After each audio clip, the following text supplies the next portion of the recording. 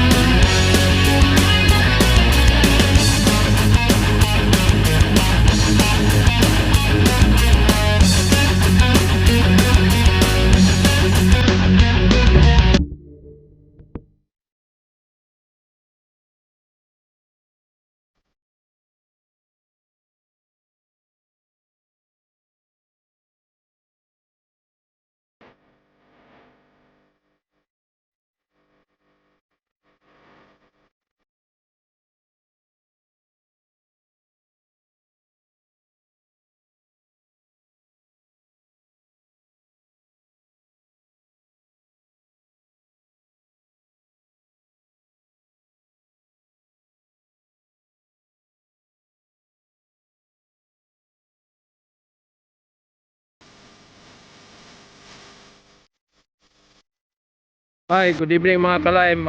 Ngayon po ay mag-review tayo sa yung belt conveyor start for yung control niya, yung BFD. Ito yung speed, ito yung normally open start. So titingnan natin sa loob yung power muna. Dito yung nag-umpisa ang power, galing doon sa baba, ito yung power. So ito yung terminal block, tapos red, yellow, blue yung standard. So 3 piece tapos neutral 1, 2, 3 red, yellow, blue, and 4 siya black. Yan. Tapos yung terminal block na to, red, yellow, blue, pumunta dito sa may breaker na 60 ampere. Tapos ito na yon, yung 60 ampere na breaker na to ay pumunta dito sa breaker uli na yung maximum na breaker 40. Pero actually yung BFD natin, yung voltage frequency divider na to ay lang 32.7 ampere. So niset siya sa around 34. So ito na yon. So mag-umpisa muna tayo sa power. Breaker, input, so breaker uli, tapos dito siya, breaker, input, in dito, out dito, tapos dito na in uli sa may BFD na to, UBW U1 B2 W1. So L1, L2, L3 red, yellow, blue standard color, American color electrical. Tapos 1, 2, 3 so power. Tapos pumasok yung power dito na 380, lumabas naman dito. Tama ba? Lumabas dito. Ganun pa rin, UBW U2 B2 W2. So obvious nga dito yung 1, dito yung 1 U1 B1 W1. So ito yung out, U2 B2 W2. So ito nga yung out papuntang na to, belt conveyor motor doon. Belt conveyor motor yun, dito yun galing ang BFD na to. Bali pala ang function ng BFD na to ay parang ano din, dalawang function pala to yung BFD na to. Dito yung ano sa speed, yung pabilis at saka pahina, saka ano siya, function as a contactor, magnetic contactor, katulad nito, magnetic contactor. So dito muna tayo. So okay na, ulitin ko, input 380, breaker 63, pumunta siya dito, breaker uli na may maximum na amperahe 40 ampere. So niset siya sa 34 kasi 33 yun eh, ito. So galing dito, out, in, out uli, punta dito pala, in, out, in, so out ulit. So dito na siya.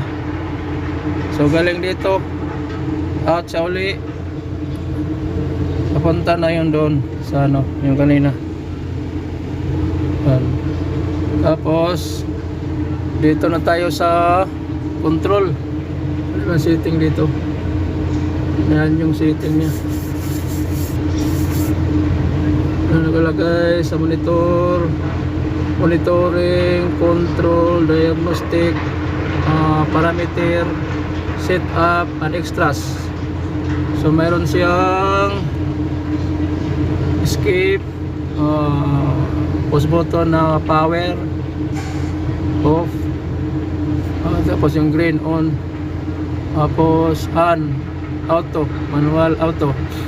So yun yung up, arrow up, down, tapos okay. So dito na tayo. So naka-ready siya, naka-ready. So ready na siya. Pero ano dito, nakalagay na mga marking. So ano ang kali, 1, 2, 3. So yung number 1 nakalagay ay positive, 10 volts out, and number 2 ground, number 3 is A1 0. Ayan, A1 o I1 ba yan? 0 plus. So umpisa tayo sa 1. Yung number 1, ito number 1.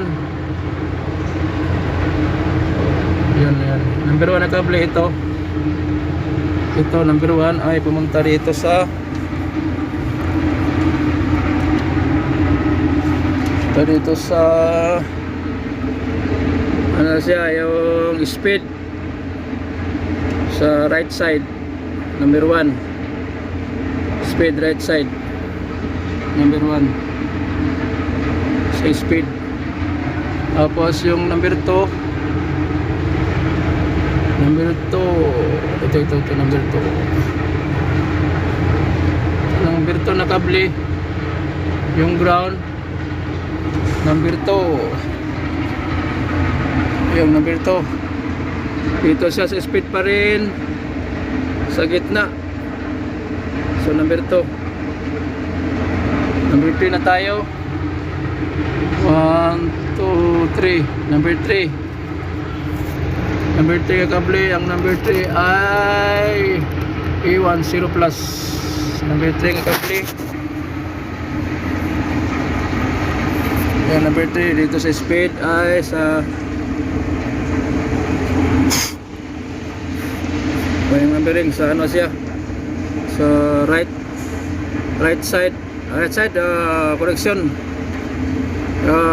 left side. Ulitin ko, galing sa BFD ay 1 ay yung plus 10 volts out. So dito 1, 2 is ground, 3 ayun na yun. Ulitin ko, 1. So dito sa right side 1. Yung number 2 number 2 ay dito rin sa number 2, ground sa gitna. Ang number 3 nga kable, ang number 3 ay E1 plus. So dito siya pumunta sa left side. So sunod tayo next. Ano tayo? Ano ba ito? Wait. Ito na to. So yung sunod na kable ay number 9. Number 9 ay plus 24 volts out. So yung number 9 na kable, number 9 na slot. Okay, number 9. Saan yun pumunta ang number 9? Number 9.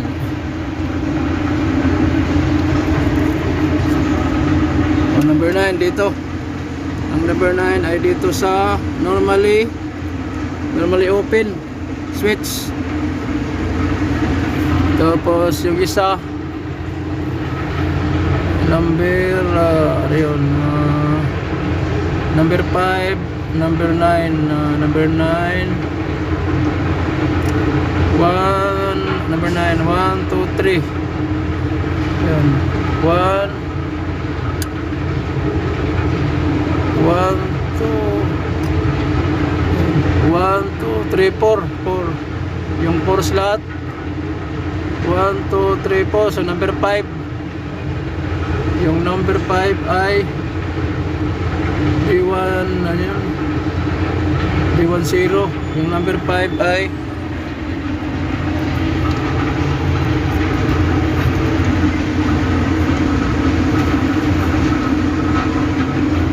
number 5.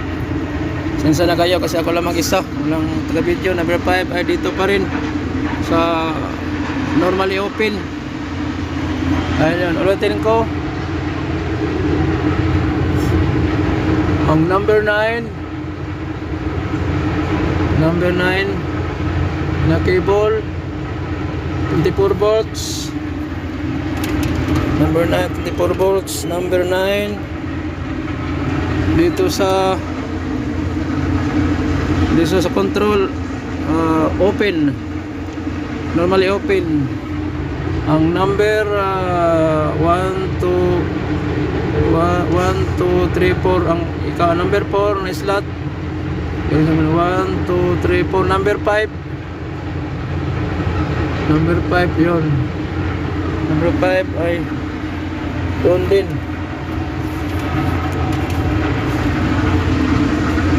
Ganito dito din siya. So yun. Ang number 9 at saka number 9 at saka number 5. Number 9 at saka number 5 ay dito sa normally open. So wala na yata, kompleto na. 1 2 3. Yan, 1 2 3 dito sa speed. Tapos yung dalawang kable 9 at saka 5 dito papunta sa may control na normally open. So ano lang ang kable, 1 2 3 4 5. Tapos plus jumper. Ano to, 28 69. Yan jumper siya dito sa ground. 28 at saka 69. Klaro ba mga kalay, mga sadik? 28 69, naka jumper siya dyan ang kable. Ito yun 28 69, naka-jumper siya. Ayan mo na mga mga sadik. Sana nagustuhan niyo ang video ko. Ano pa ba dito sa frequency divider na to. Maganda to na pagre-review para sa mga mga electrical workers. So yan muna, doon muna tayo sa sunod. Hanggang sa muli, please don't forget to subscribe my YouTube channel, Phoenix TV. Bye bye muna mga ka-lime, bye bye, I love you all. Ang sunod na mapag-aralan natin yung screening screening motor vibrator. Ito yun, may siya, push button, normally close din, puro stop yan. Ito naman yung start, normally open. So dito tayo sa loob, power muna yung unahin natin mga ka-lime, mga sadik. Okay mga ka-lime, mga sadik, ito naman, doon muna lang tayo din sa we proceed to sa sunod naman tayo na topic, yung vibrator, screening vibrator motor. Dito pa rin siya, naka-jumper pala siya kasi input to. Input, so breaker sa BFD, tapos parehas lang ang breaker, 40 ampere pa rin sa may motor, screening vibrator. So naka-jumper siya dito, so input, so naka-jumper siya dito, input, so nakapunta siya dito. Ito yung input, 380 pa rin, red, yellow, blue, 1, 2, 3, 1, 2, 3. Okay, tapos yung breaker niya ay Siemens, 40 ampere pa rin maximum. So mamaya tingnan natin yung nakaset siya, ganun pa rin, nakaset siya sa 33 or 34 ampere. So tingnan natin yung mamaya yung motor doon sa screening. Kasi dapat siya, hindi siya lalampas para hindi masunog. Ito na yan, in, out. So in uli dito sa may magnetic contactor. Siya, may 50 ampere. So may siya dito sa contactor na to, may normally open 13, dalawang normally open 14. Saka yung E1, which is alam na natin yun, ang E1 ay supply yun. E1 supply power line. Tapos yung ito ay neutral, dito galing sa may neutral. Doon muna tayo sa breaker, contactor, contactor. May linya sa kumuha siya ng linya dito, line, piece, isang kable. Tapos saan siya pumunta ang supply na yon, dito sa may normally close, dito yung line supply to, line. So dito siya,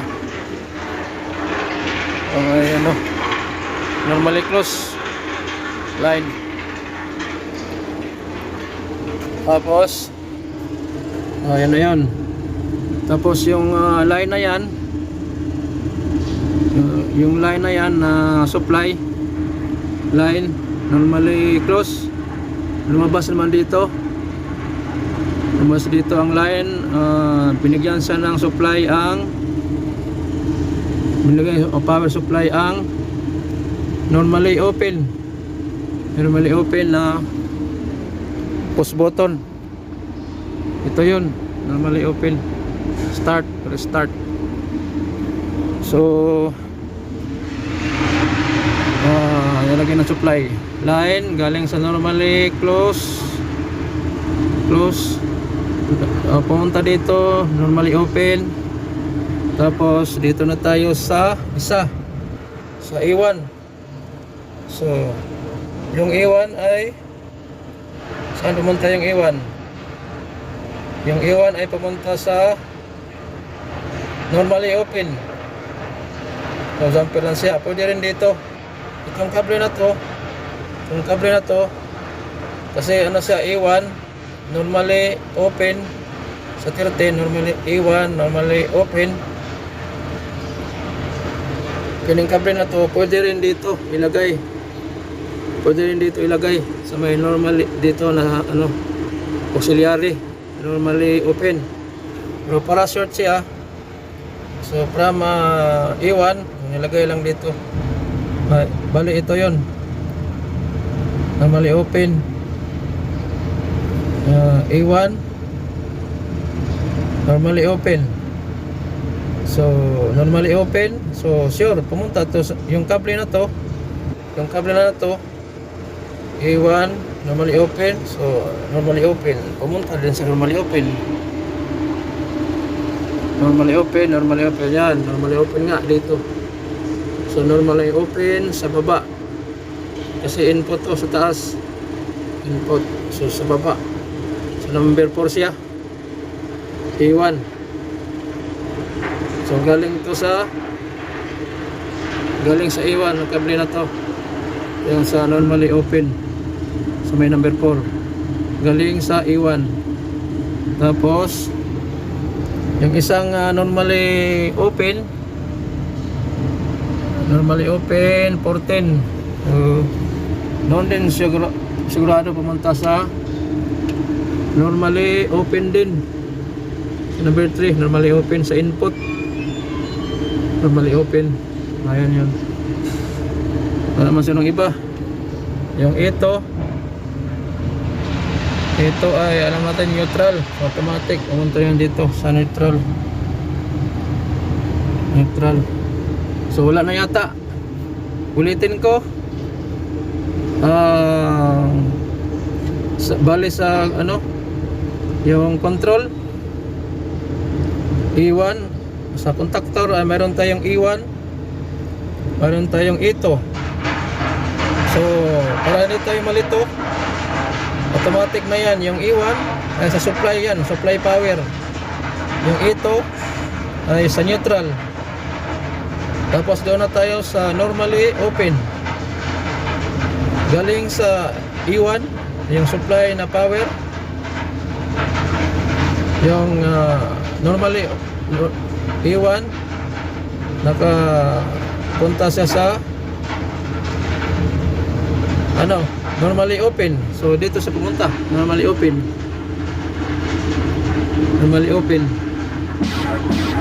ito normally open. Tapos yung isang kable na normally open din 14, dito pa rin normally open. Babay mo naman ka live, may tawag nga naman, babay.